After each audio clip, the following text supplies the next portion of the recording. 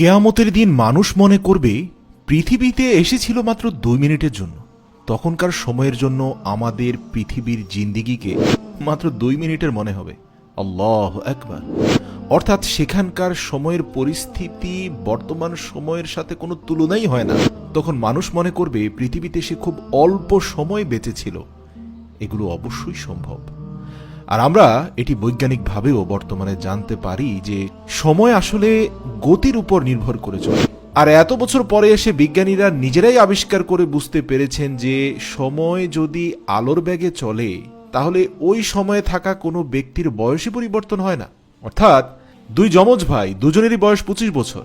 যখন তাদের বয়স 25, তখন দুই ভাইয়ের এক ভাইকে একটা রকেটের মতো মহাকাশযানে চড়িয়ে পৃথিবীর বাইরে পাঠিয়ে দেওয়া হলো। অন্য যে ভাই সে পৃথিবীতে রয়েছে। 50 বছর পরে রকেটে করে মহাকাশযানে যে ভাইটি পৃথিবী থেকে চলে গিয়েছিল সে ফিরে আসলো। ফিরে এসে দেখে যে ভাইয়ের বয়স 25 ছিল সে 50 বছর পরে 75 বছরের বুড়ো হয়ে গিয়েছে, আর যে ভাইটি 25 বছর বয়সে মহাকাশযানে চড়ে গিয়েছিল সে ঠিক 25 বছরের তরুণী রয়েছে। এটা কি করে সম্ভব? কোরআনে 70 নম্বরে একটি সূরা রয়েছে, সূরা আল মারিজ। সেখানে একটি অসাধারণ কথা রয়েছে। ফেরেশতা এবং রূহ এগুলো উপরে যেতে তারা আল্লাহর কাছে আরোহণে একদিন সময় নেয়, কিন্তু সেই একদিন পৃথিবীর যে সময় এই হিসেব অনুযায়ী পৃথিবীর 50,000 বছরের সমান। অনেকের মধ্যে প্রশ্ন আসবে, একদিন পৃথিবী হিসেবে 50,000 বছরের সমান, এর মানেটা কি? এটা কি করে হয়? এটি বোঝার জন্য আইনস্টাইনের একটি থিওরি রয়েছে। সেই থিওরির মূল কথাটা একটু বুঝে নিই। মূল কথাটা হচ্ছে, আমরা সাধারণতভাবে জানি সেটি হচ্ছে এখন 10টা বাজে আর 1 ঘন্টা পরে 11টা বাজে যাবে। এটা হলো পৃথিবীর স্বাভাবিক হিসেব।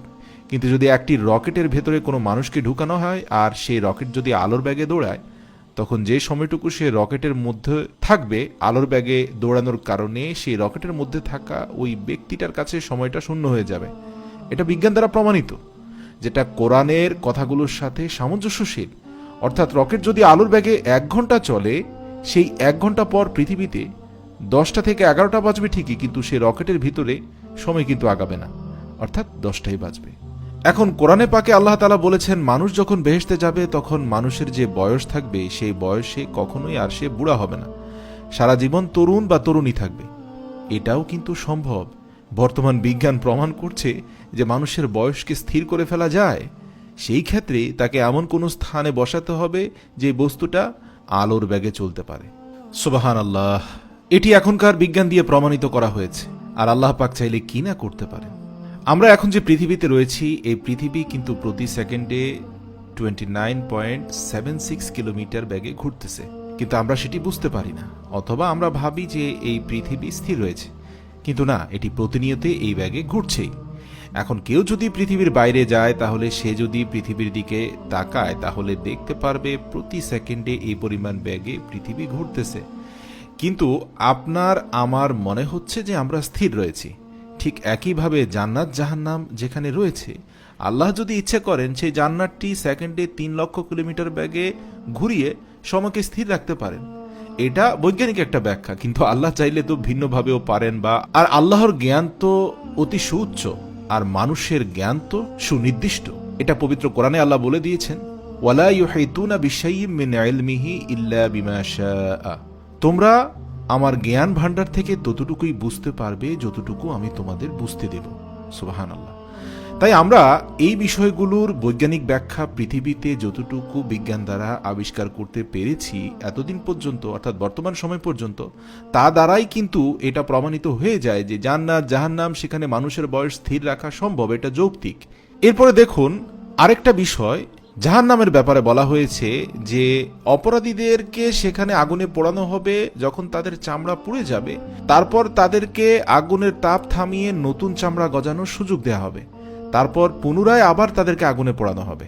এখন বর্তমান বিজ্ঞান বলছে যে আমাদের চামড়ার নিচেই মূলত পেইন রিসেপ্টরটা রয়েছে। কোনো ব্যক্তির যদি সেই পেইন রিসেপ্টর পর্যন্ত পোড়া যায়, তাহলে পরবর্তী পুড়ে যাওয়া অংশের ব্যাপারে তার কোনো জ্ঞান থাকবে না, হুঁশ থাকবে না, সে ব্যথা পাবে না। চামড়ার নিচের পেইন রিসেপ্টরেই মূলত ব্যথা পায়, সেটা পুড়ে গেলে এরপরে আর ব্যথা হয় না। তো আল্লাহ রাব্বুল আলামিন জাহান্নামীদেরকে চূড়ান্ত মাত্রার শাস্তি দিতেই তার চামড়াকে পুনঃ ঠিক করবেন, আবার সেটা পোড়া দিবেন। আল্লাহু আকবার। যারা মেডিকেলে রয়েছেন তারা এই বিষয়টা নিশ্চিত জানেন যে পেইন রিসেপ্টর কিভাবে কাজ করে। বর্তমান বিজ্ঞান গবেষণা করে ক্লোনিং সম্পর্কে তথ্য দিয়েছে যে কোনো মানুষের কোষ থেকে পুনরায় ওই রকম হুবহু আরেকটা মানুষ ক্লোন করা সম্ভব। তবে এটা একটা আপেক্ষিক তত্ত্ব বিজ্ঞানের, এটা আদৌতে কতটা কি সম্ভব সেটা আল্লাহই ভালো জানেন। তবে আল্লাহ রব্বুল আলামিন হযরত আদম আলাইহিসসালাম থেকে ক্লোন করে কিন্তু মা হাওয়া আলাইহিসসালামকে বানিয়েছেন। এটা আল্লাহ তাআলা কোরআনে বলেছেন, আমি আদম থেকে হাওয়াকে সৃষ্টি করেছি। কিন্তু বিজ্ঞান বলছে ক্লোনিং এর ফলে মানুষ শুধু পুরুষ থেকে পুরুষ, মহিলা থেকে মহিলা ক্লোন করা সম্ভব, কিন্তু পুরুষ থেকে মহিলা বা মহিলা থেকে পুরুষ ক্লোন করা সম্ভব না। কিন্তু আমরা দুটি ঘটনা থেকে দেখতে পারি, এক হচ্ছে যে হযরত আদম আলাইহিসসালামের পাঁজরের বাঁকা হাড় থেকে মা হাওয়া আলাইহিসসালামকে বের করলেন, অতঃপর হযরত মরিয়ম আলাইহিসসালামকে বিশেষ প্রক্রিয়ায় জিবরাইল আলাইহিসসালাম ফু দিয়ে তার গর্ভে ঈসা আলাইহিসসালামকে পয়দা করালেন, যেটা দ্বারা সুস্পষ্টভাবে প্রমাণিত হয় আল্লাহ চাইলে নারী থেকে পুরুষ, পুরুষ থেকে নারী সবকিছুই বের করে নিয়ে আসতে পারেন। সুবহানাল্লাহ।